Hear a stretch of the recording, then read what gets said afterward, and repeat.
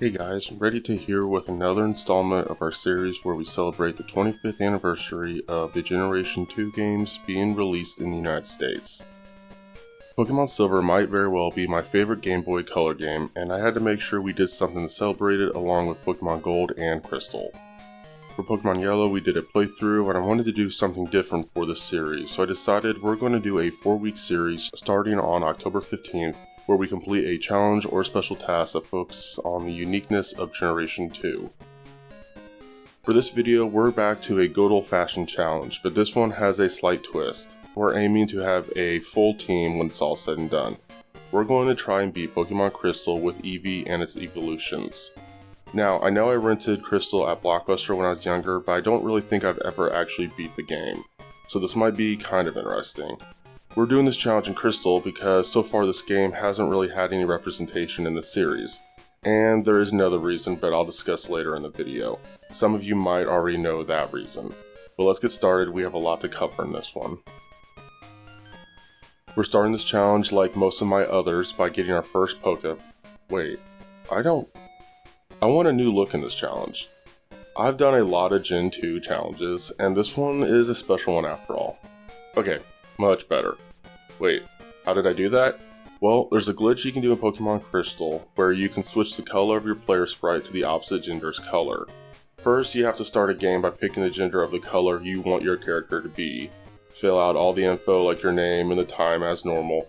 Then save the game as soon as you get a chance. From there, turn your game off and start it back up. Start a new game file, and this time pick the gender you actually want to play as. Enter in all the information again, and this startup is going to be the one where we actually continue the game on. And just like last time, as soon as you get a chance to save the game, do it, but turn the game off in the middle of the save process. If you did everything right, then your character will either be a blue boy or a red girl based on the order you did the process. This is a really cool glitch, and I know I usually try to do glitchless runs, but this is a special celebratory video recognizing the anniversary of one, if not my favorite Pokemon generations. And this glitch is pretty harmless when it comes to gameplay, since it just brings a slight aesthetic change for the run. Anywho, back to the actual challenge. We get our Eevee from Professor Elm like we do in all my challenges by using the Pokemon Randomizer.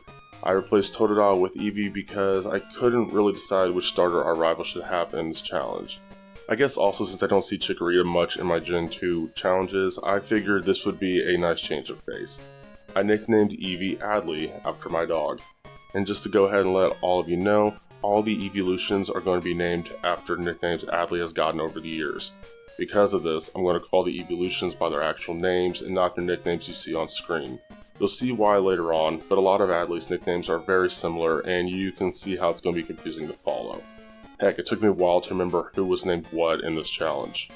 Normally I start these challenges by going over the stats, moveset, and info of the Pokemon we're going to be using in the challenge, but since we're going to have a full team when this challenge is all said and done, I'm going to talk about all that once we receive a new member of the team.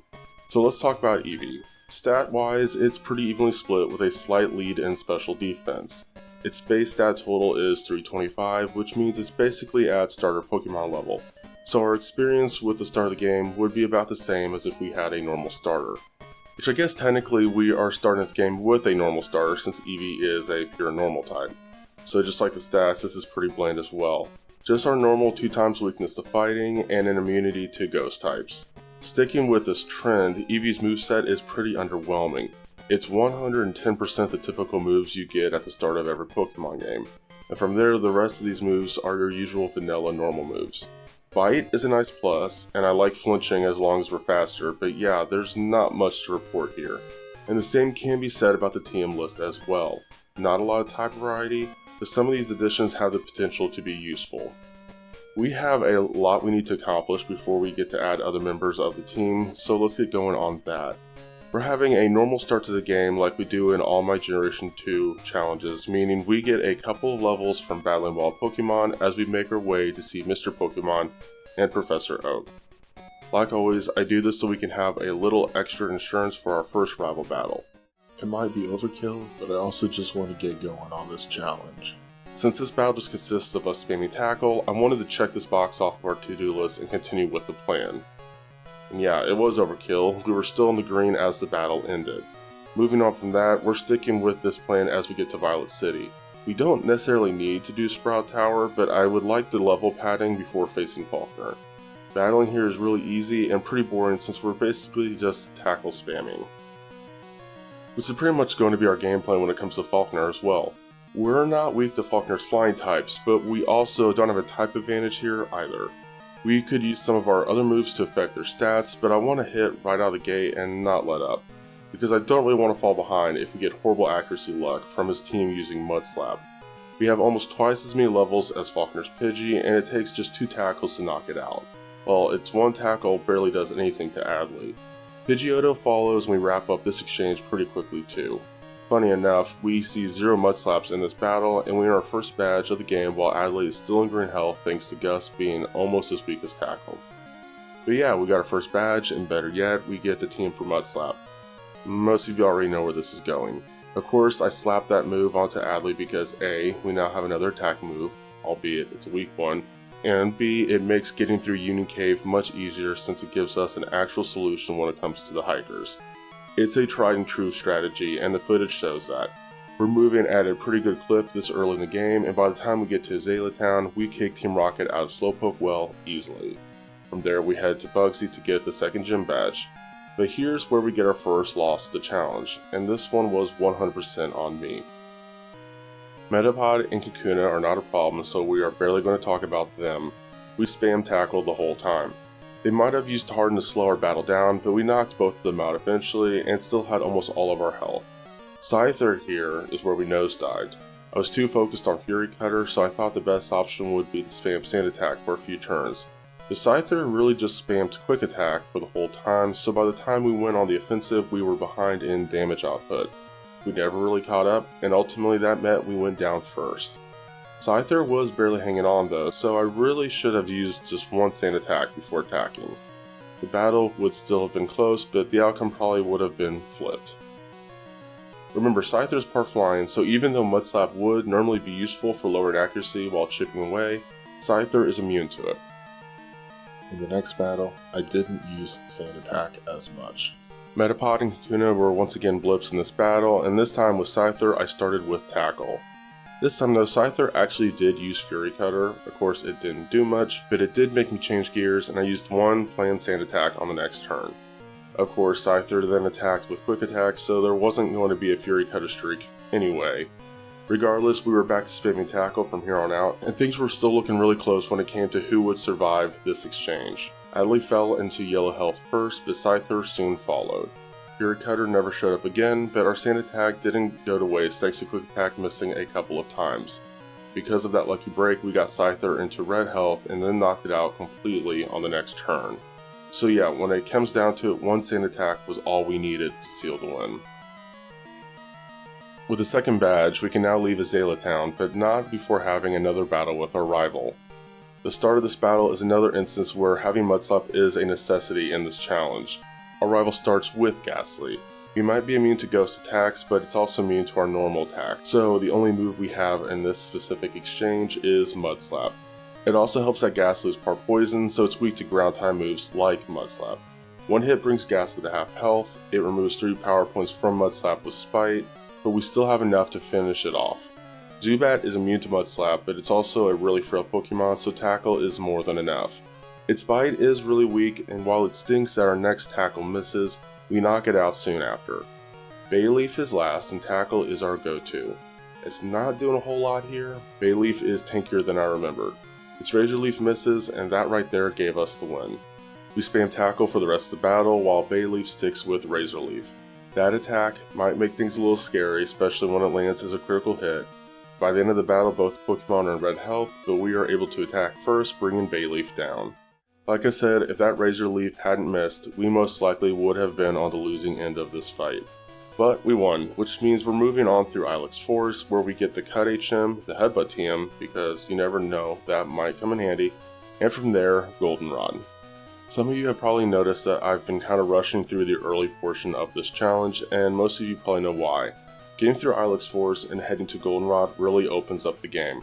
And that's because reaching Goldenrod means we have to take Route 34, and taking Route 34 means we now have access to the daycare. which means we can finally make major progress towards building our Eevee team. Adley has had to carry the whole challenge up until this point, and actually will still have to carry it for a little while longer, but he's finally going to get some assistance. And that's all because Generation 2 introduced breeding, which means we get 5 new baby Eevees here at the daycare. We'll eventually train and evolve them to form a full Eevee team. Now I know most of you are familiar with the Pokemon concept of breeding. If you have questions about the real life definition, ask your parents or a biology teacher. I'm not going to go into the details about this in the comments. The point I'm trying to make is I don't think I need to explain the in-game mechanics for producing a baby Pokemon. Most of us understand why it's important which male and female Pokemon you pair at the daycare, the significance of egg groups, the possible inherited movesets, if you're into that type of thing. I don't want to spend a lot of time explaining all that, but if you're not familiar with the mechanics, check out sources like Bulbapedia. It can be a little bit of a complicated topic, but it's a very useful game mechanic for creating stronger Pokemon and completing your Pokedex. That said, I'm taking the simplest route when it comes to getting a bunch of Eevees here at the daycare. Most of us back in the day just chose the Ditto option for Pokemon breeding, and that's because it was the easiest. Put a Ditto in the daycare with the Pokemon you want a level 5 baby version of, and before long you'll receive an egg. All you need to do is keep that egg in your party after you take X number of steps and the egg will hatch. And the game makes this really easy since you can catch Ditto on the same route where the daycare is located. On top of that, you can also get a bike and goldenrod, which cuts the numbers of steps required to hatch an egg in half. Game Freak was really looking out for us when it came to this feature. So all I need to do is put Adley and a Ditto into the daycare and I should be good to go, right? Well, not quite. And that's because I added a goal to this challenge. I wanted a shiny Eevee team to complete this challenge. Hey, it's a Generation 2 celebration video. Shiny Pokemon were introduced here too, and I want to go all out in celebrating this generation. Now, I know I don't need to explain shiny Pokemon to you all, but just a quick tidbit. In this generation, the shiny odds are 1 in 8,192, or 0.012%.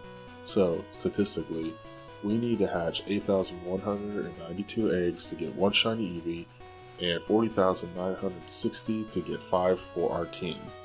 That's a lot of eggs. Well, we better get going. It's going to take a lot of steps and time to hatch all of them. Nah, just kidding. I'm not doing that. We actually have a way to drastically improve our odds of getting a shiny here at the daycare. But this means we have to break into uncharted territory this channel has never ventured into before. First we need to leave this game and hop over to another Generation 2 tribute challenge I was working on. While I was trying to find the shiny versions of all 3 legendary beasts, I took a slight detour and caught the shiny Gyarados at the Lake of Rage. The next step involved doing a little research, but essentially my goal was to trade our shiny Gyarados into a Generation 1 game.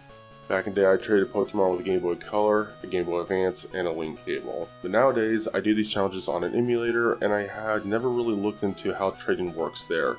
Turns out the emulator I use, in GBA, actually makes this process really easy. I had to do some fine tuning on my system, but it didn't really take long, and once I got the 2 games set up side by side, I was able to trade our shiny Gyarados to our Dratini in Blue challenge save file on the first try. I had to catch a Pokemon in the Dratini game to trade for Gyarados, and since my save file was right in front of the Elite Four when I fired it up, I decided to catch something in Victory Road. Turned out to be Machoke, which I didn't think much of until I saw it travel down the trade cable and realized that we also got to experience a trade evolution, so that's really cool. But we actually have something even cooler coming down the line if we can get this experiment done correctly. So, now we have a shiny Gyarados in a Generation 1 game, which means it looks like a normal Gyarados, but don't worry, deep down in its code, or genetics if you want to look at it this way, this Gyarados is still shiny. That's because whether or not a Pokemon is shiny comes down entirely to its individual values, or IVs. Each of a Pokemon's stats come with a randomly signed and invisible to the player IV that ranges from 0 to 15. The main purpose of IVs is to determine how much a stat grows at each level up, but their secondary function is to determine if a Pokemon is shiny. When you first encounter a Pokemon, a whole bunch of things are randomly signed within set numerical ranges, and that includes IVs. This means that roughly 1 out of every 8,192 encounters could produce a Pokemon whose IVs line up in a specific way that it becomes a shiny. Trading back and forth between Generation 1 and 2 doesn't erase these set IVs, and that's important for what we're about to do. But first, we need to take care of something real quick. Gyarados needs to know the move Mimic. This is a TM I don't normally bother with in my challenges, so we still need to obtain it in this Dratini challenge. Luckily, it's easy to get. All we need is a Pokédoll from the Celadon department store, then we head to Saffron City and give it to the copycat girl. Do all that, and she'll hand over the TM Mimic. I immediately teach it to Gyarados, and now we're ready for the next step. We head to the route west of Fuchsia and wander in the grass until we finally come across a Ditto.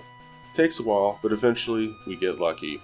The real challenge comes next. First, we need to make sure we are faster than Ditto. Thankfully, that's easy. Gyarados is at a higher level and is usually faster than Ditto anyway. We need to be faster because we have to use Mimic before Ditto gets the chance to transform. The move we need to copy is Transform itself, since it's the only move Ditto knows. After one round, Gyarados now has transformed in its moveset, and Ditto has transformed into a Gyarados with our exact moveset and stats. At least the visible ones we can normally check. We still have more work to do. We lowered Ditto's health a bit so it's easier to catch, but we can't throw Pokeballs just yet. We need Ditto to use Transform again. Thankfully, because we mimicked the move before Ditto transformed, it can still use it. Problem is, it kept attacking instead. It was rough and it was kinda close, but eventually Ditto finally used to transform again. That was our green light to throw Pokeballs at it. Ditto using a second transform might not look like much, it still looks like a Gyarados, but behind the scenes it copied Gyarados' IVs. If we catch it now, those IVs become permanently Dittos. And like I said earlier, any Pokemon with IVs that fall into a specific range become shiny. Eventually Ditto stays in the ball long enough for us to catch it, and while our new Ditto looks like a regular Ditto, the next step will prove otherwise. Since I didn't have this Eevee challenge ready yet, I used the save file from our Heracross Gold challenge as the destination to trade Ditto to. And lo and behold, the Ditto is a true shiny. A couple days later, I got this challenge up and running, and as soon as I could, I traded Ditto from the Heracross file, immediately boxed it in this file, and then pulled it back out for breeding. Breeding with a shiny Pokemon drastically increases the odds of hatching another shiny. Instead of the awful 1 in 8,192 odds, we now have a 1 in 64 chance. Okay, sure, that's still just 1.6%, but it's way better. And you won't believe it, the very first egg we hatched was a freaking shiny. What are the odds? Oh right, 1 in 64. Still, it felt incredible. I'd already accomplished a lot in this session, and since I knew we had a long road ahead of us to get 4 more shinies, and the coffee shop was closing, I saved the game and decided to continue later on that night. Hey, editing ready Tay here. Quick disclaimer, this next portion game is, well, it's kind of a mess. Some problems came up that I didn't anticipate, I made some dumb mistakes, and I can be very particular about having things a certain way when I do these challenges, which definitely slowed down our progress here. Looking back, I could have streamlined this whole process so much better. But hey, hindsight is 2020. I wouldn't call myself an expert at this game anyway. This is only my second time playing Crystal. The important part is that we eventually come up with solutions to all the problems and we push through. Okay, back to the video. But then trouble struck, in more ways than one. First off, when I restarted the save file, my character was back to the default red color. Yes, my name is Redite, and yes, red is my favorite color, but I was really enjoying the blue look. Second, I didn't want to use Adley for the whole time breeding the shinies. For one, it was rough running into wild Pokemon while cycling to hatch eggs, since the rest of my team were either low-level baby Pokemon or the pairs we use for cut. I needed my best Pokemon to actually escape or win battles. On top of that, I didn't want Adley to get too over-leveled. This is supposed to be a challenge after all, and if Adley skyrockets in levels while we're grinding out eggs, a huge chunk of the run will get boring. And since Daycare doesn't ask you whether or not to keep new moves your Pokemon learns, I risked losing Adley's carefully built moveset. It's not the greatest moveset ever, but I definitely don't want the game replacing a useful move with something random. So the plan was to put Scout, our new shiny Eevee, in the Daycare instead. That way we could still make progress with Adley while trying to hatch more shiny Eevee. It sounded like a solid plan, and I even thought having 2 shinies in the Daycare might increase our odds even better. But after a while of biking up and down Goldenrod, the old man never came outside with an egg. When I checked on the pair, the gang just said that they were very energetic, which is basically a death sentence for breeding. After some research, I found out why. The game actually has code that prevents 2 shinies from breeding if their IVs are too similar. It doesn't matter if they're different species, or if their IVs are too close, no breeding happens. Which honestly makes sense. From the game's perspective, Scout and our shiny Ditto were just too genetically similar to produce offspring. I've got to hand it to Game Freak, building an inbreeding failsafe into the very first game with breeding is actually pretty impressive. Okay, so now how do we get around this though? Don't get me wrong, I'm glad we're not going to end up with a bunch of Habsburg-esque Eevee, but we still need 4 more shinies, and I want to keep the challenge with Adley interesting. First, I remember that Bill can give us an Eevee in Goldenrod. If we grab that one, we'll introduce some new IV diversity by pairing it with our shiny Ditto. Problem solved. Except for one thing. At this point in the story, Bill isn't at his house yet. He's in Ecruteak City, which means we need to progress by beating Whitney, getting the squirt bottle, clearing Sudowoodo, and then meeting Bill at the Poké Center. I almost went through with that, but I didn't want to move on from Goldenrod until we got this all sorted out. I felt like too much of the challenge was being carried by Adley, and it would only get harder later on to raise all 5 Eevee. I wanted to start making progress now. That's when I came up with a more convoluted, but workable solution. Okay, so the first thing I did was I tried to get another egg from Adley and our shiny Ditto. Got one pretty quickly, hatched it, and it became a regular non-shiny Eevee. Perfect. While all that was going on, I was also trying to catch a regular wild Ditto on Route 34. That took a little while since they only have a 5% spawn rate, and really don't like staying in Pokeballs. Eventually though, we caught one, and from there I put this non-shiny Ditto and our new non-shiny Eevee into the daycare. Now we just have to wait a little bit while they produced an egg. Once they did, we hatched it. Shouldn't be surprised, but it was also a regular non-shiny Eevee. However, this one is technically different enough IV stat-wise for us to pair it with our shiny Ditto. And now that we finally get back to shiny hunting Eevee eggs, which is weird because Eevee looks like a mammal and mammals don't lay eggs. Maybe it's part platypus. Anyway, we were finally able to make progress on getting shiny Eevee, but then my brain came up with another idea I just couldn't ignore, and it really threw a wrench in our progress. I was surprised that Scout had Mud Slap in his moveset as soon as it hatched, but it jogged my memory that TM moves get passed from parent to offspring. I'd totally forgotten about that, but it got me thinking. I was originally planning on giving Adley the TM for return since that would be a great move to have, but then I thought how nice would it be if everyone on the team had it. I know, and every YouTuber who does Pokemon challenges sounds like a broken record explaining this, but for those who don't know, Return is an attacking move that does more damage the higher the friendship value the Pokemon with that move has with you. At least I'm not diving into friendship values yet, that comes later, trust me. The problem was we were doing all this on a Friday, and you can only get the TM for return by talking to the woman at the Goldenrod department store on Sunday. So I stopped for the night and revisited the game the next night at midnight so I could grab the TM for return first thing. I was about to teach it to Adley, planning to replace Mudslap, when I made a big realization. We still need Mudslap for the next 2 gyms.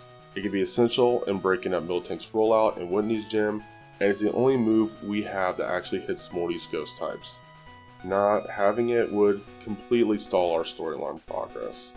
I couldn't get rid of it, but I also didn't want to keep both Mudslap and Return on Adley because then both moves would get passed down to future Eevees. So the plan became, grab the next 2 gym badges before teaching Adley Return, then continue shiny hunting. So again, sorry for the flip-flopping on what we're focusing on currently in this challenge, but we're officially set on our heading. Getting the next 2 gym badges while we still have Mudslap, starting with Whitney.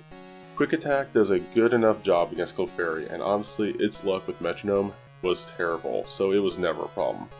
No surprise, the real threat is always Miltank. I was glad we had Mudslap here since it lowered Miltank's accuracy while dealing at least some damage. We needed to limit those rollouts, but yeah, the damage output for Mudslap was abysmal. Despite that, I stuck with it for a couple more turns to stack accuracy drops. After that, I switched back to Quick Attack, and the critical hit that followed was a lucky break. Miltank gave up on rollout, but its stomp was much scarier since it hit harder. We were behind on damage output, and usually that means we would have lost, but another lucky break came when a stomp that would have taken us out missed, giving us one more Quick Attack to seal the win. Okay, now we just have to beat Morty real quick, and then we can get back to breeding our shiny Eevees. Oh, right, I forgot. You can't go straight to battling Morty as soon as you get to Ecruteak City. This rude old guy forces you out of the gym and says we need to go to the Burnt Tower to find Morty. Which we do easily, but we can't actually battle Morty at the gym until we battle our rival. Also, I do like this version of the interior of the Burnt Tower. I might even like it more than the original. Anyway, battling our rival does not go well. The only good takeaway, and trust me, it's a hollow one, is that we are not ready to battle Morty. I know some of you already knew where this was going, but I got too cocky and my pride came before the fall. Our rival's Haunter is exposing our weakness to ghost types, and I should have been more realistic about this problem since I've been in this tight spot before with other normal types in Generation 2 challenges. All we have when it comes to taking out ghost types right now is Mudslap, and as you can see from this first attempt, we do take out the Haunter, but while we're trying to bring it down, it puts a curse on us. We just can't outlast that while we try to handle the rest of the team. I didn't give this too many attempts before admitting we need to grind if we want to beat our rival and ultimately Morty. Luckily, there are trainers we can battle to the west of Ecruteak City, and it doesn't take many battles to make a huge difference. And that's because I totally forgot this move was coming up on the moveset. But at level 30, we learned to Bite. This move hits much harder than Mudslap and is super effective against ghosts, since it was reassigned as a dark type move in this generation. So when we go back for a rematch with our rival, we come out hitting much harder. It's not a one shot though, so Curse can still be a problem. On another attempt, we avoid Curse thanks to Haunter only being able to use Spite before going down. The Bayleaf became a menace. It poisoned us, tanked hits much better than I was hoping, and landed a critical hit Razor Leaf. Eventually, we catch our lucky break. Haunter survives Bite, but it flinches, giving us the chance to instantly finish it off with another Bite. With no Curse hanging over us, we have an easy time taking out Magnemite with Mudslap. It takes 2 hits to faint, but with the accuracy drop, its Sonic Boom misses. Zubat is really weak, so we give Quick Attack a shot. It doesn't knock it out, which isn't ideal since we get confused by Supersonic. We hit ourselves next turn, take a bite from Zubat, repeat the cycle, and we finally land a Quick Attack to deal with it. We're a little beat up going against Bayleaf, but as soon as we snap out confusion, our bite causes a flinch. Another bite brings it down to almost half health, and its Poison Powder misses. Both Pokemon are in yellow after Bayleaf lands a Razor Leaf, but we knock it down to barely any health left. We get poisoned soon after from Poison Powder, but from there it's easy. We finally get past our rival. That being said, I don't think we're going to have an easy time against Morty. We're at level 32 after battling everyone in his gym. Bite easily one-shots his Ghastly, the first Haunter follows, and Bite almost continues to trend but falls just short. Haunter's Hypnosis misses though, so it goes down soon after. Gengar follows, and this is when things get messy. Its Hypnosis misses, which is great, but Bite does much less damage thanks to Gengar's special defense. We get it to about half health, but then Hypnosis lands, and from there the whole battle falls apart thanks to Dream Eater.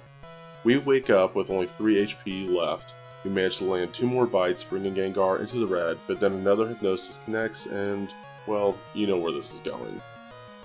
This happens in multiple attempts, and sometimes even the first Haunter joins in to wear us down the same way. We need to address some things if we want to get this win, or we can just get extremely lucky with Hypnosis missing and Bite causing a bunch of flinches. Honestly, I like that option more at the moment. It was late at night when I was doing this battle, and I just didn't feel like grinding anymore. Most of you know I don't like basing battles on luck, but I was really stubborn here. I thought I was going to beat Whitney and Morty in less than an hour, and I couldn't have been more wrong thanks to ghost types in this challenge. I kept doing this battle over and over, and eventually, we one-shot Ghastly with Bite. Okay, we always did that in this battle. Haunter survives Bite and then takes itself out with Curse. Things are looking a little rough now that we're cursed, but we're able to land a Bite on Gengar as soon as it comes out, and thankfully its Hypnosis misses. We do take some curse damage that turn, but we're still standing with a decent bit of health. I have no idea why Gengar decides to hit us with Mean Look, but whatever. We keep beating it down with Bite. We're basically at half health after another round of curse damage, but our luck holds as Gengar misses another Hypnosis, which allows us to finish it off with one more Bite. That means we skip curse damage on that turn. Now, we just have to carefully deal with the last Haunter. Bite hits much harder here, but since Haunter survives, we take even more curse damage and things start getting close. But our luck continues to be impeccable. Bite causes a flinch and one more Bite gets us the win. Okay, yeah, luck played a huge role in that victory, but after all the losses and all the times luck screwed us over in earlier attempts, I'm glad everything finally fell into our favor. Now we can finally move forward with breeding our shiny Eevees. But before we get started on that, I decided the only shiny Eevee we currently have should also have the move Return. Since I only have one TM for Return, I decided to kinda cheat the system and clone the TM. Yeah, I know, some of you would consider this a glitch or a cheat, and honestly I think the same thing. I'm not going to argue against that. I'm just a little OCD and I want my whole team to have this move in their moveset. We got the shiny Eevee before I decided everyone should have return. I don't want it to feel left out. So yeah, some of you might say cloning the TM voids the challenge, but I'm hoping you'll see past this. For starters, I'm not cloning Pokemon that will actually be on the team. All I did was give the return TM to my shiny Ditto, and then I tried to use the clone glitch so that we would end up with 2 shiny Dittos, each holding a return TM. Also, doing this glitch was hard in Crystal. For those of you who are not familiar with it, you pick the Pokemon you want to clone, give it an item you also want to duplicate, and then deposit the Pokemon into a PC box. After that, you switch boxes, and right when the game starts saving during the box change, you reset it. If everything goes according to plan, you'll get a clone, except in this case it didn't work. I tried it again, and it still didn't work. So I did some research and I found out that while the clone glitch does exist in Crystal, it's much harder to pull off than in Gold or Silver. The reason? In Gold and Silver, the process of saving box data and party data to the save file took much longer. By the time Crystal came out, Nintendo had streamlined the process. That means in Gold and Silver, you had a much larger window to reset the game while the save text was on the screen. In Crystal, the window is much smaller.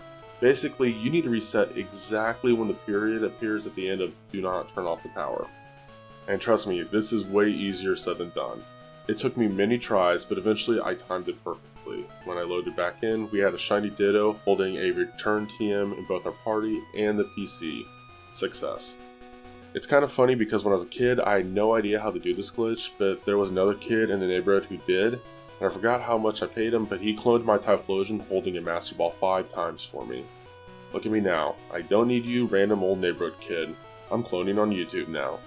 Anyway, we now have a return TM for our one shiny Eevee and another for Adley. We teach Adley return, dropping Sand Attack in the process. Okay, if I had known I was going to change my mind later about which move to drop for return, I wouldn't have gone through all the trouble of battling Whitney and Morty just to keep Mudslap. But yeah, when it's all said and done, Adley's rocking both Mudslap and Return side by side. I do the same process for a shiny Eevee, and then I go back to the whole convoluted breeding process so we can keep hatching shiny Eevees while not having Adley getting ridiculously overleveled and forgetting moves along the way. Also, hey, Future Regate here again, I later found out that cloning wasn't even necessary if I wanted another return TM. Apparently the lady at the Goldenrod department store gives you a return TM every Sunday as long as the Pokemon at the front of your party likes you. So yeah, I didn't actually need to go through all that trouble anyway. Still, it was a lot of work to get that glitch working in the first place. I know the verdict is still out on whether using the clone glitch voids a challenge like this, but in the spirit of Generation 2, I think it's a good bit of representation since a lot of us did mess around with this as kids. Besides, the effect of this glitch is really minimal when it comes to the grand scheme of things. But I am curious to know what you guys think. Does cloning for an extra TM void this challenge, or does it not bother you at all when it comes to watching this run? Okay, anyway, I am not gonna lie, this part of the challenge is kind of boring. We are back to collecting eggs from the old man at the daycare and just riding our bike up and down Goldenrod and the route below as we hatch eggs one by one. Getting to this point was chaotic and honestly not very efficient. Clearly, I've made a lot of mistakes getting here, and we could have streamlined a lot of this, but hey, learning is all part of the experience, and we've made a lot of growth getting to this point. Before getting to this stage, we had Adley and Scout, our first shiny. It took 37 more eggs to get our second shiny, which we named Cowdy. From there, we hatched another 23 eggs and got Cowdy Bear. That was egg number 61, by the way. Another 27 eggs gave us Scoot, and the last shiny took a while. We had to hatch another 47 eggs, but at egg number 135 we finally got our last shiny and we named it Scoutabout. We technically have the full team, but obviously we need to get the new members of the team to evolve. I kind of have it in my head which evolution I want for which Eevee, but nothing is written in stone. I feel like the best way to get started on evolving our team is by focusing on the stone evolutions, which means we need to get the stones first. Now some of you might have actually seen this coming, but this is why I did this challenge in Crystal. Getting evolutionary stones in Generation 2 is hard. In Gold and Silver, you can't really get these stones until you get to Bill's house in Kanto. which means we wouldn't really get a fully evolved team until we beat all of Johto, the Elite Four, and the majority of the Kanto gym leaders. You go to his house and his grandfather will give you a stone if you show him a certain Pokemon. You can really only get one stone a day, so it's not like you can instantly collect them all either. Game Freak noticed how this whole setup wasn't ideal because with this process there's a lot of good Pokemon you cannot get until you're 80% through the game. So by the time they got to Crystal, they came up with a whole new way to get the stones. This method is better, but it's still very long and drawn out. In Crystal only, we can get the phone numbers for Schoolboy Allen on Route 36, Last Dana on Route 38, and Fisherman Tully on Route 42. They will call us most of the time to give pointless updates about how their Pokemon journey is going, and every once in a while they want to battle. But occasionally they'll call to say they found something they want to give us. Schoolboy Allen gives us a Fire Stone, Last Dana a Thunderstone, and Fisherman Tully will give us a Water Stone. This method works really well because not only are all three of these people in Johto, but they're also all located on routes neighboring Ecruteak City, which is conveniently where we are story-wise. There's just one annoying thing about getting the stones from them. They never call about it. Like I said earlier, they're almost always giving pointless updates. I mean, they talk the whole time, so it's not really technically even a conversation. So we have to wait a really long time to finally get a call from them that gives us something good. Luckily for us, there's a little glitch that can speed the whole process up so we can get the stones sooner-ish. All we have to do is exchange phone numbers with one of these NPCs and then head home to talk to our mom. Oh, wait, I misunderstood how to do this. Okay. What we need to do is change the daylight savings time setting in our game, which we can do by talking to our mom at our house. Once you do this, there's a really high possibility that someone in your phone book will give you a call. Now, like I mentioned, this does speed up the process greatly because these NPCs call very infrequently, and with this glitch, our Pokegear is blowing up with calls. But also, like I mentioned, this is not a guaranteed result. Just because you leap forward and fall back in daylight savings time 10 times doesn't mean you instantly get a stone. We're still getting spammed by pointless update calls. Basically, I got Schoolboy Allen's number first, went straight to our house to talk to her mom, and switched the time back and forth over an hour, and nothing happened. It was getting late at night, so I took a break and continued the process the next night. On the very first call, Schoolboy Allen finally called about the Firestone. Why couldn't he do that call last night? Anyway, it's okay. It's fine. We have one of the stones now, and this is progress. So we delete Allen's number from our Pokegear and move on to getting the Thunderstone from Last Dana. This session took about 3 hours, and I was seriously starting to doubt that she would actually give us the stone. I even went to Bulbapedia to make sure she was the right NPC. It was during this session that I made a new discovery. I've been doing all these time changes late at night before going to bed, but one night when I asked my mom to change the daylight savings time, she said she lost the manual and she wouldn't be able to do it for us. I found out that if you try to change the daylight savings time setting between 11 o'clock PM and 12 o'clock AM, the game won't actually change the time because it also affects the weekday, and the game can't handle switching that back and forth. So I had to wait an hour before I could continue waiting for the phone calls about the Thunderstone. Eventually, the call finally came, and the Thunderstone is officially ours. Now we can switch gears to Fisherman Tully and the Waterstone, and this time the game actually threw me a bone. Tully gave us a call about the Waterstone in less than an hour.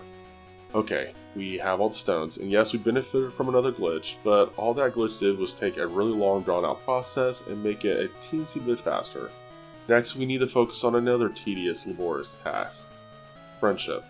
As most of us know, Espeon and Umbreon are friendship evolutions, which are based on the time of day the evolution takes place. Daytime evolution gives us Espeon, and nighttime evolution gives us Umbreon. Friendship is a hidden numerical value that represents the bond you have with a Pokemon. Eevee won't evolve into Espeon or Umbreon until its friendship value is maxed at 255. I'm not going to go into all the ways this value can increase, but there are specific things we need to do to max it out. I did make a few discoveries that helped. First, Pokemon that hatch from eggs start with a friendship value of 120, higher than regular wild Pokemon that are caught. Another perk in Pokemon Crystal is that if a Pokemon levels up in the location where it was caught, it gains double the friendship points. I wasn't sure if this applied to my two Eevees since they were hatched rather than caught, and I didn't know how the game assigned the location for hatched Pokemon. If the game considered one of my Eevees as hatching Goldenrod City, we wouldn't be able to double the points because there are no wild Pokemon or trainer battles on this route. To track progress, I made a little Excel spreadsheet to estimate the Eevee's friendship values. This was helpful at first, but once a Pokemon's friendship value passed 200, the rewards points decreased, making it harder to gauge where the Eevee truly was. There's a woman in Goldenrod who can give a hint about the first Pokemon in your party's friendship value. She won't give an exact number, but she provides a phrase that corresponds with a range in a table. Near the end, she told me that their friendship values were actually lower than what my spreadsheet had indicated. I knew my estimates weren't 100% accurate, but we were only off by one level. We did have a problem though. I was relying on leveling up as the main way to increase their friendship. With all the money we had spent at the daycare to get this Eevee team, and with vitamins being expensive, I could only afford one vitamin per Eevee. We could have done haircuts, but those cost money too, and I was doing most of these while the younger brother was present, which limited how much friendship they could gain that day anyway. I wanted to get both Eevees to 255 at the same time, so I skipped haircuts. Leveling up worked well until around level 16, and that's when I realized we weren't going to hit the required friendship value that we needed by leveling alone. Level 16 is when Espeon learns Confusion and Umbreon learns Pursuit, their first stab moves. If Eevee levels up at 16 and doesn't evolve, it misses these moves, and we'd have to wait 20 more levels for them to get another stab move. So we needed our Eevees to evolve at level 16. Side note, yes, I know Pursuit isn't a great move. I considered holding off evolving Umbreon until level 30 so it could learn Bite. Seriously, why doesn't the Dark-type evolution have Bite? That's a solid move in this game. But I also wanted Confuse Ray, and Feint Attack would still deal the same type of damage as Bite. You just have to trade Flinch Chance for guaranteed accuracy. Anyway, we had to find another way to raise friendship besides leveling up. The only other method was really tedious. Walking or riding our bike. A lot. Every 512 steps raises friendship by 1 point for every Pokemon in the party. Yeah, that's not much, but it's something. I measured the distance from the top of Goldenrod City to the daycare entrance, and that is about roughly 50 steps. At this point, our Eevees were below 200, but close to that mark. Roughly, we needed around 38,000 steps, or 758 trips, to max their friendship. Of course, going back from the daycare to the top of Goldenrod counts as a trip too. That counts the trips in half. Wasn't sure if riding our bike counted as double steps or not, so I didn't really quite factor that in. For the rest of the evening, I rode back and forth between Goldenrod and the daycare, keeping count and updating my spreadsheet and checking with the woman to see our progress. Honestly, it felt like we were back to hatching Eevee eggs, except we had to go out of our way to see the progress.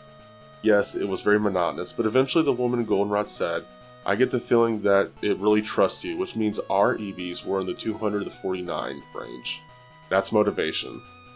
But we still had over 560 trips left. We pressed on, and by the end of the night, we finally got the sacred, "It looks really happy, it must love you a lot" phrase from the woman in Goldenrod. One Eevee evolved soon after into Umbreon, and then I used our evolutionary stones to evolve the 3 other Eevees, giving us a Flareon, Jolteon, and Vaporeon. After that, I stopped for the night, went to bed, and the next morning before going to work, I leveled up our last Eevee to finally get our Espeon. Okay, so just a quick breakdown on the 5 new members of our team.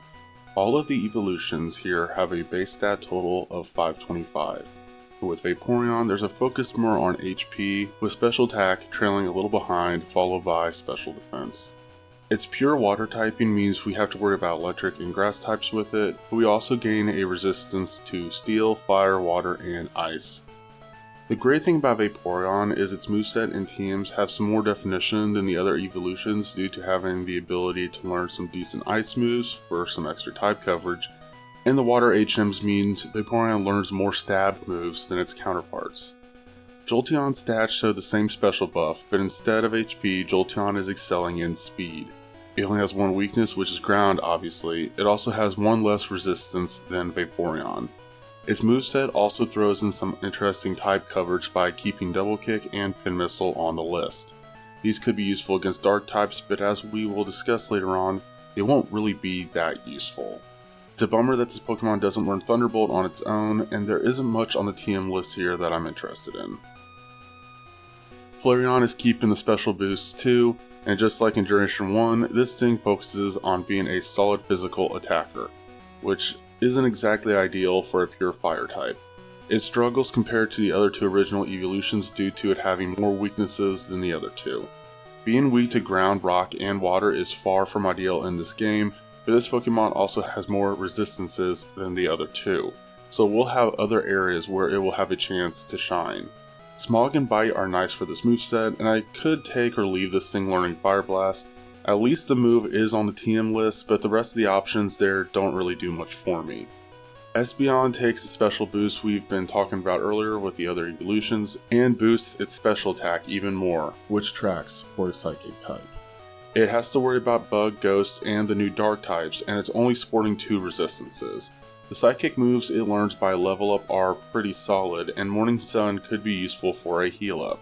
The team list doesn't offer much, but that's alright with the attacking moves we have here. And last is Umbreon, our new Dark type representation.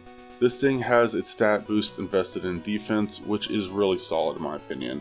It also only has 2 weaknesses in this game, and it resists Ghost and Dark, 2 types that would really give Espeon some problems. It really bothers me that this thing doesn't learn Bite, but at least Feint Attack has the same power. Moonlight will be useful like Espeon's Morning Sun when it comes to a heal up, and Confused Ray might be useful in certain situations. The TM list is very similar to the rest of the team, and just like most of them, nothing is really grabbing my attention as a TM I have to give to Umbreon. We finally have a fully, mostly shiny Eevee team. Now we just have one more thing to do before we can get back into feeling like we're doing a normal challenge again. We need to do a lot of grinding in my challenges anyway, so this already feels pretty normal. The only difference this time is that we have a full team to level up instead of just one Pokemon. I'm not going to bore you with every little detail here. The goal is to get the whole team to level 25 before we pick up on our badge run. This is going to take a while since 2 of our Pokemon are at level 16 and the original Eeveelutions are all at level 5. We start the grind with battles against wild Pokemon to get the weaker members of the team caught up. Once everyone is at a more competitive level, I move on to battling the trainers at the Olivine City Lighthouse. This is a great place for experience and also keeps the plot moving. Before long we're back to earning gym badges, starting with Chuck. Unsurprisingly, Espeon is our best bet for this battle. His Primate barely survives our confusion, and we take it out easily with a quick attack. Next is Poliwrath. We keep Espeon out. Confusion brings it down to half health, but things get drawn out when we fall asleep from Poliwrath's hypnosis. Things get worse when, for once in a long time, if not ever, Poliwrath's Dynamic Punch actually lands. Espeon is still in the green, but now it's asleep and confused. To spread experience around, I decided to send out Jolteon. Poliwrath's next Dynamic Punch misses, and our Thundershock brings it down to red health. Another Dynamic Punch miss, and our second Thundershock gives us the win. Now after that win, we would battle Jasmine, but as we walk north to Cianwood to surf back to Olivine, we bump into Suicune. I forgot that this was special to this version of the game. As soon as it sees us, it runs off, which corners us to a battle with Eevee. I hope I'm saying that name right. Since this is a special battle, I'll talk about it. Eevee starts with Drowsy, and Jolteon is in the lead, so I call it back and send out Umbreon. This switch wastes a turn for Drowsy since Umbreon is immune to Hypnosis. Pursuit is a weak move, but with Stab and Drowsy's weakness, it's putting in the work. We get lucky with Drowsy's Disable fails, allowing us to finish it off with Pursuit. Next up is Electrode. I keep Umbreon out. It takes Thunder like a champ. Defensively, this guy is tanky. Offensively, we rely on Mudslap. It's super effective against Electrode and it lowers its accuracy, so we don't get hit by another Thunder. Nice. Mudslap doesn't have a lot of power, but one of Electrode's Thunders misses, so it pays off. Umbreon does get hit by another Thunder, but we're still ahead when it comes to damage output. By the time Electrode is at red health, I switch a quick attack to finish it off. Surprisingly, it survives, and another Thunder brings us down to 9 health. But a final quick attack seals the deal. Last is Haunter. Umbreon is pre-beaten up, so we switch him out and send out Espeon. Confusion is all we need to wrap up the battle. Now we can take on Jasmine. I don't think she's going to be as much of a pain as she has been in the past. I really like our type coverage this time. It shouldn't be much of a surprise, but Flareon is our go-to this time. The only fire move it has at this moment is Ember, which isn't very strong, but one Ember brings Magnemite into the yellow. I figured it was going to use Thunder Wave to paralyze us, but instead it confuses with Supersonic. We're able to land another Ember on the next turn, which leads to a knockout. Steelix is set out next, and since Flareon is confused, I switch to Vaporeon. We play it safe at first with Mud Slap. I knew it wouldn't do much damage even though it's super effective, but I wanted to lower Steelix's accuracy so Iron Tail has an even harder time hitting us. Jasmine is smart enough to use Sunny Day, which weakens our water moves for the moment. Another Mud Slap lands, further lowering Steelix's accuracy, but it still manages to hit us with Iron Tail. We're still in the green, but we need a heavier hitting move. Surf, though weakened by Sunny Day, is still strong enough to bring Steelix to half health. Vaporeon suffers a defense drop from Screech, but another Surf takes Steelix into the red. Unfortunately, Steelix lands another Iron Tail, and Vaporeon doesn't survive. I switch back to Flareon, ready to finish the job with a Sunny Day powered Ember, but of course, Jasmine uses a Hyper Potion. We still get the Ember off, but Steelix survives in the green. Now that Sunny Day has faded, Ember is back to normal damage, but it's still solid. Steelix attacks with a Rock Throw, and thanks to our earlier Mud Slaps, it misses. One more Ember finishes it off. Magnemite is last, and Ember is still the way to go. Even better, Magnemite's Thunder Wave misses, so Flareon wraps the battle without taking any damage. Beating Jasmine in one try is always a satisfying moment in a challenge. Probably shouldn't be much of a challenge, but first we need to deal with Team Rocket at the Lake of Rage. There isn't much to report here. We obviously don't lose, get some experience, though it's hard to spread it evenly across the team. Espeon really shines here against all the poison types, which are too frail to handle confusion. We wrap this party of the storyline up and head straight to Price's gym. Flareon still looks like a good lead against ice types, but two of Price's Pokemon are part water, so I put Jolteon at the front. Thundershock immediately pays off, bringing Seal into the yellow. Its Icy Wind doesn't do much except lower Jolteon's speed, but we're okay against Seal. Another Thundershock finishes it off. Next up is Piloswine, so we switch to Flareon. Ember is super effective, though not as strong as I hoped. It's still better than Piloswine's Icy Wind. Oddly, the speed drop from Icy Wind makes Piloswine faster than Espeon. Still, we take a 5-time Fury attack like champs, and another Ember brings Piloswine into the red. Price uses a Hyper Potion, but we keep spamming Ember. Piloswine uses Blizzard, but it's barely scratching us. We're in the yellow, so we need to be cautious, but Ember is working well, and this one actually causes a burn. Doesn't matter much since Flareon's quick attack is enough to finish with a knockout. Dugong is last, so we switch back to Jolteon. Thundershock nearly brings it to half health, another Icy Wind hits, which does a little damage, and Aurora Beam is scarier, but we're still far ahead in damage, so Thundershock secures the win. With 7 badges in hand, we head back to deal with Team Rocket at the radio tower. I won't go into detail about these battles, but there's a rival battle in the middle that deserves attention. Umbreon leads, and since the rival starts with Golbat, I switch to Jolteon. Wing Attack is only dangerous because it's a critical hit, and its second one barely scratches Jolteon. 2 Thundershocks take Golbat out. Next is Magnemite. Flareon is sent out, and Ember easily one-shots it. Haunter is next, so we switch to Umbreon. Haunter is faster than Lance Curse, which is fine. Pursuit finishes it off. The rival sends out Sneasel next, so we switch back to Flareon, removing the curse. Ember easily takes down Sneasel before it can do any damage. And last is Meganium, so Flareon stays out. Surprisingly, it's faster and sets up Reflect. Ember isn't hitting as hard, and Flareon gets paralyzed from Meganium's first Body Slam.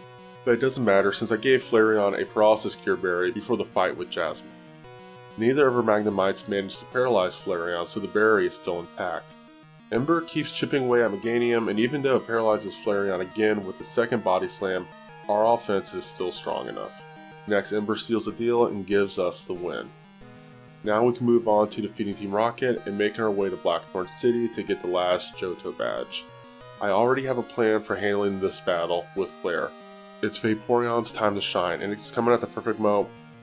I don't have a Strength HM Pokemon in this party. I'm not used to these full team challenges.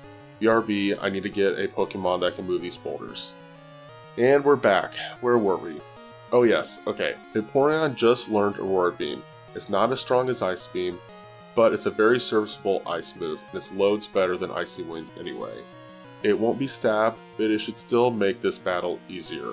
Aurora Beam brings the first Dragonair into yellow health, and we get lucky with its Thunder Wave missing. Another Aurora Beam finishes it off. The same thing happens with the second Dragonair. The third Dragonair is also taken out, though this one lands its Thunder Wave, so Vaporeon has to take some hits from Slam. Kingdra is last, so we switch to Jolteon. Thundershock barely scratches it. I knew it would do neutral damage, but I was expecting more than that, honestly. Kingdra's Smokescreen lowers our accuracy, but Return does slightly better, and Surf brings Jolteon into yellow health. I try Thundershock again, hoping for paralysis, but it doesn't land. Jolteon can't survive Kingdra's Dragon Breath, so I send out Espeon. Psybeam proves to be the best move here, easily bringing Kingdra into the red. Claire follows up with Smokescreen and a Hyper Potion, and one of our Psybeams even misses, but we persist. Espeon also knows Swift, but I don't trust it for consistent damage, so we stick with Psybeam. Eventually, 2 more Psybeams hit, finally wrapping up the battle in the Johto badge run. Now it's time to talk about the Elite Four as we make our way to Victory Road. This is our first challenge with a full team, so we need to grind a bit more to ensure we can handle these battles. Our type coverage is excellent, giving us solutions to basically every obstacle we're going to encounter.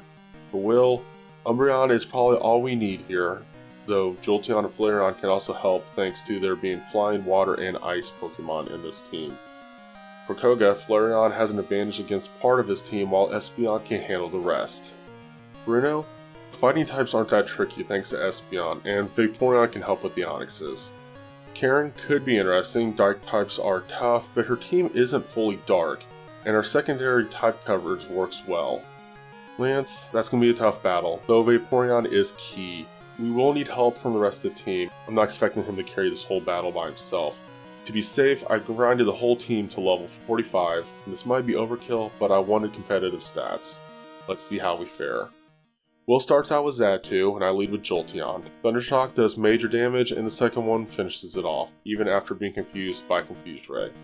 Jinx is now out, so I send out Flareon. Ember takes to half health, but Flareon falls asleep from Lovely Kiss. Psychic doesn't do much to us, so I switch to Umbreon. Now Jinx's turn is wasted since we're immune to Psychic. And Umbreon's return finishes it off. Next is Slowbro, and I switch back to Jolteon. Thundershock brings it into yellow health, but Slowbro uses Amnesia to boost its special defense. We pivot to physical attacks with Return. Its Psychic barely scratches us, and Return finishes the job. Executor comes out, and since Flareon is asleep, we go with Umbreon. I start with Confuse Ray, causing Executor to hurt itself, and then we spam Feint Attack. Executor's Egg Bomb does very little damage, and another Feint Attack finishes it. Second Xatu is all that's left. We switch back to Jolteon and Thundershock all the way. This Xatu takes hits a bit better, but not by much. The Psychic brings us into the yellow. One more Thundershock secures the win, and the first Elite Four member is down. We heal up and get Flareon ready to start the battle against the second Elite Four member, Koga. Our first Ember lands as a critical hit one-shot on Ariados. What a great start. Next up is Fortress, and this thing has impressive defense, but it's 4 times weak to fire, so Ember one-shots it as well. Flareon doesn't have a type advantage against Muk, so we bring out Espeon. I thought Psybeam would continue the one-shot streak, but Muk hangs on in the red. It raises evasion with Minimize, but we're still able to land Confusion, which knocks it out. Next is Venomoth, and Flareon returns. Ember deals massive damage, but Venomoth survives and hits us with Confuse Ray. Flareon hurts itself on the next turn, and then we get hit by Psychic. Luckily, we snap out of Confusion on the following turn and land another Ember, knocking out Venomoth. Crobat is last, Jolteon is out, and Thundershock hits first. Crobat is near half health, but still in the green. Its double team could have been annoying, but our next Thundershock lands. Crobat hangs on by a thread, hits us with a weak wing attack, and Koga uses a full restore. Our next Thundershock brings it back to where it was after the first, and the second lands a critical hit, finishing it off. Those double teams didn't give us any trouble, we didn't miss a single attack. Bruno shouldn't be a threat, his team is very one-dimensional, and this battle requires the least strategy out of all the Elite Four battles. Hitmontop, Hitmonlee, and Hitmonchan all go down to Psybeam easily. Onix is taken care of quickly by Vaporeon's Surf. Espeon takes a little damage from Hitmonchan's Mach Punch, but is still in great shape to handle Machamp. Machamp survives the Psybeam, and it even lands a Rock Slide on Espeon, but not even a Max Potion from Bruno can save it from another Psybeam and Confusion from our green Espeon. Karen could be interesting, but I also think we'll take her down on the first try. Her first Pokemon is Umbreon, which we could have made it interesting by having a mirror match. Instead, I lead with Jolteon.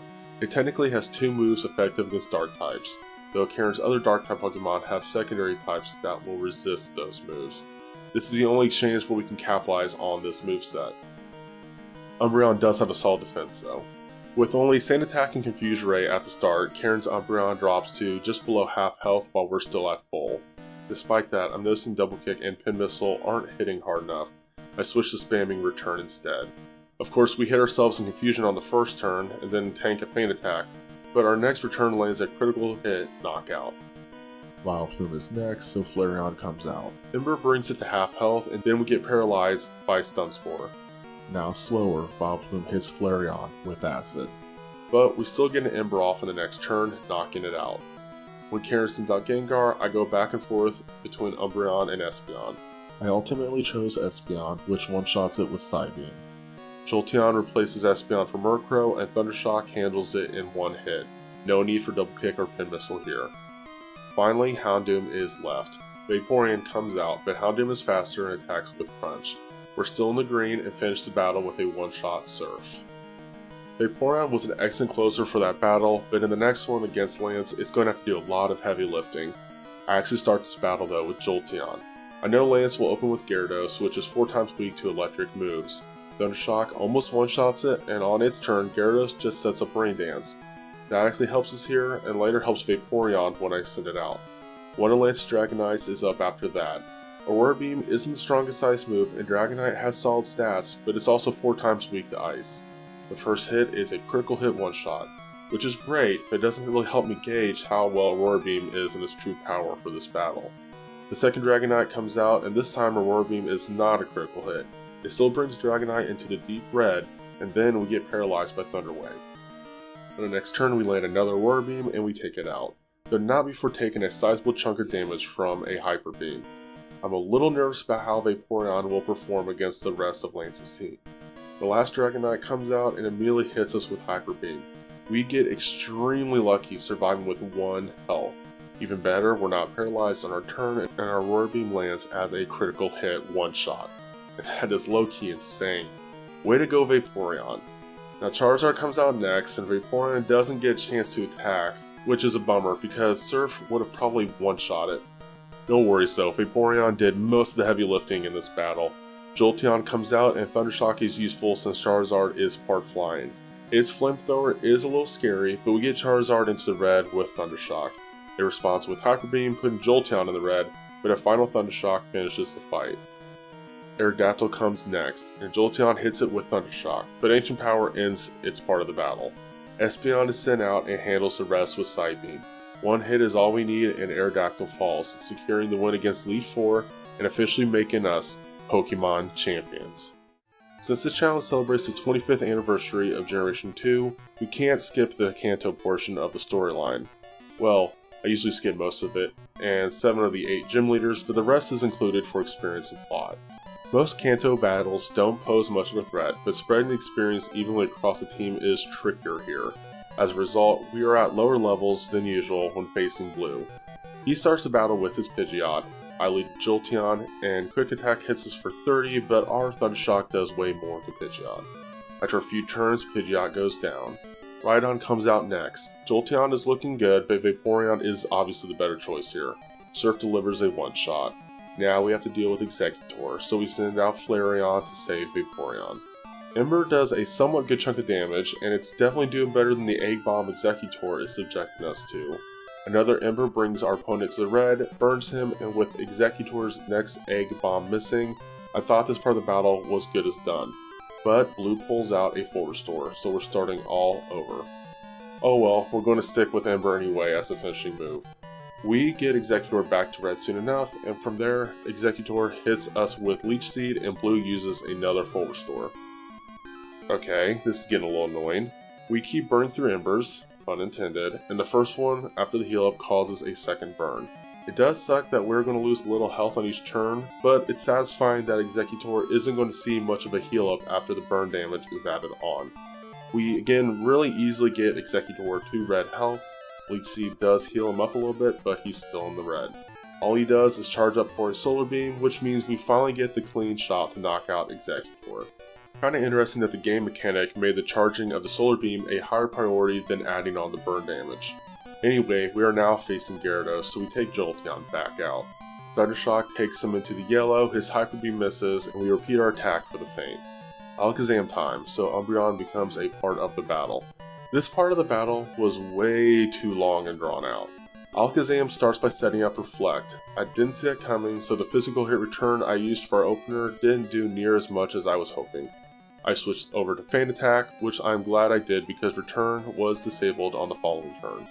Feint Attack does great work taking Alakazam into the yellow, but Alakazam responds with Recover. It's not fully healed, but I know what it's going to do for the remainder of the battle. We get really lucky with our next Feint Attack being a critical hit, but Alakazam is still hanging on, which means another Recover. Now, if I would have used another Feint Attack there instead of Pursuit, he probably would have gone down there. I didn't, so we still have to deal with Alakazam. He's back in the green, by the way, from Recovers. Feint Attack spamming is now our offensive strategy. We were kind of at a stalemate though when it comes to the amount of damage we are dealing and the amount of health Alakazam is getting from each recover. I decided to throw a Monkey Wrench into Blue's strategy by confusing our opponent with Confuse Ray, which works perfectly right out of the gate, as the first turn while confused, Alakazam hurts itself in confusion. No heal up and extra damage tacked on means our Feint Attack has the advantage in this stalemate. Except Alakazam snaps out Confusion on the literal next turn. We send out another Confuse Ray, and this also deals damage on the following turn. That and another Feint Attack brings Alakazam into the red for like the 100th time. And then he snaps out Confusion again and uses another Recover. And why can't we put this guy away? Oh, okay, good, thank you. I'll take a critical hit. I'm sorry I ever down to do Feint Attack. Would have been great if that happened a little sooner though, just saying. Okay, we only have one more Pokemon from Blue's team that we need to deal with, and that is Arcanine. Vaporeon, please wrap this up quickly. I expected the extreme speed, and our Surf hits really hard, with Arcanine barely hanging on. Blue must have really used up all of his full restores on Exeggutor since he doesn't heal up here, and we used one more Surf to get the last badge of the game. That battle was really long and drawn out, but we weren't in any real danger. Even though we were slightly underleveled, our type coverage ensured the victory. Now, Red, that might be a different story at these levels. I decided to hack in rare candies to level the entire team to level 70 before the final showdown. I know I've already done some questionable maneuvers and I'm not going to justify it. Grinding another 15-20 levels would take hours. Plus, this team already has max IVs, DVs, EVs, whatever. So rare candies would affect the stats just as much as grinding would. We're just saving time and my sanity here. This is the last battle of the challenge though, so let's do this. First we have to deal with the mascot of the whole franchise. Let's go Eevee. I was dreading Charm, and of course that's this little guy's opening move. I knew Mudslap wasn't going to do a lot of damage anyway. I just wanted to lessen the odds of Thunder landing. Which it did miss on the first one, so that's good. It's already paying off. We switched to Return, which is still doing great work despite being muted by Charm. We do get hit by Thunder, but we're still in the green, and our next Return brings down Pikachu. Espeon is next, so we bring out the other new evolution that was introduced in this generation.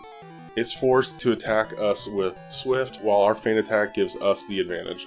Espeon sets up a Reflect, and I play safe by using a Confused Ray. We could use a little extra damage being dealt, and we do get some of that on the next turn. With that, we're able to take down Espeon with 2 more Feint Attacks. Snorlax is next for Red, and this thing is often in Venice. I thought it would be best to send out our Espeon for this challenge. Sidekick is a little lackluster right out the gate, add to the fact that Snorlax just used Amnesia, and I'm a little scared of how this battle is going to go.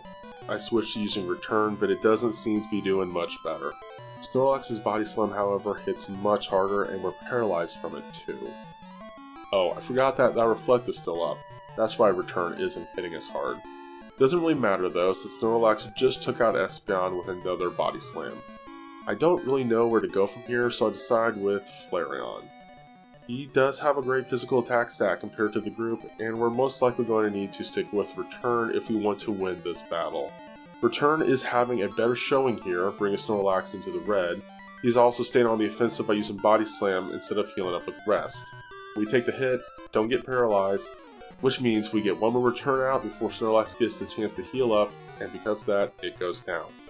Now we just have the Kanto starters to deal with. First out is Blastoise, so Jolteon is sent out. I play it safe with Thundershock, and we get hit by Whirlpool? Okay, Red, that's a weird choice, and that's a critical hit too. But while leveling up, Jolteon did learn to move Thunder, and this is the last battle in the game, so when else is he going to use it? Well, it missed on its first attempt, I should have known that. But the second one landed and easily brought Blastoise down. Venusaur's next, and Flareon is switched out. I'm surprised the giant plant toad is faster than the small fire dog, but Giga Drain didn't do much, and we finally get to use Flareon's new move, Flamethrower. It doesn't hit as hard as I hoped, but then again, we're still under the rain dance that Blastoise set up before it fainted. Venusaur is now setting up a Solar Beam, which shouldn't do much at all since we resist it, and again, the rain dance is still present.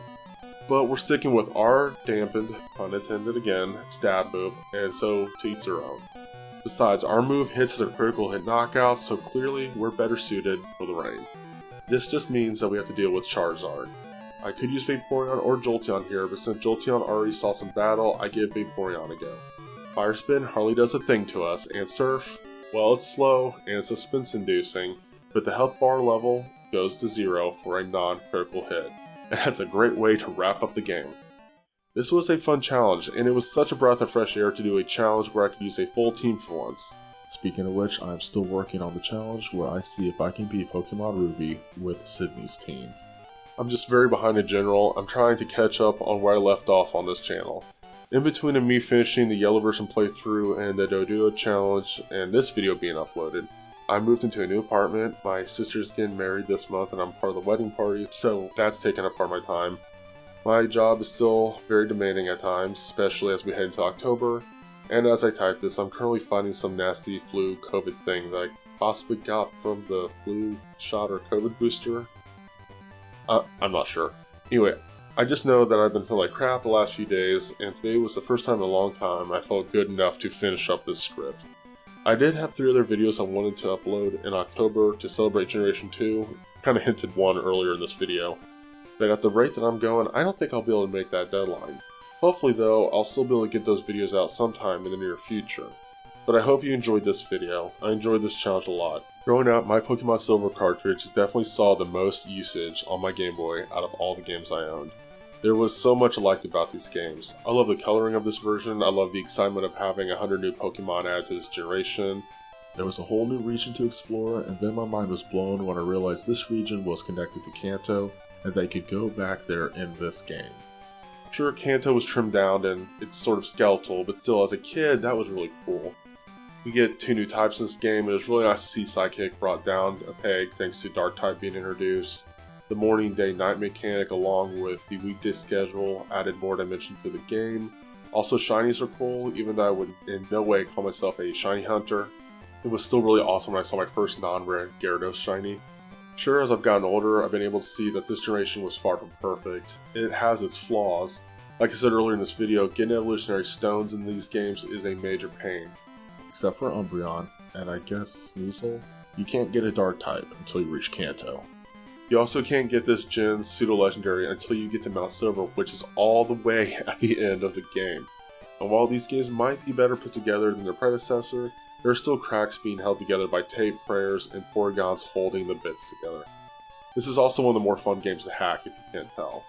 That being said, all of my Generation 2 challenges I've done, and will do, are glitch-free. Same can be said about my other Generation challenges as well.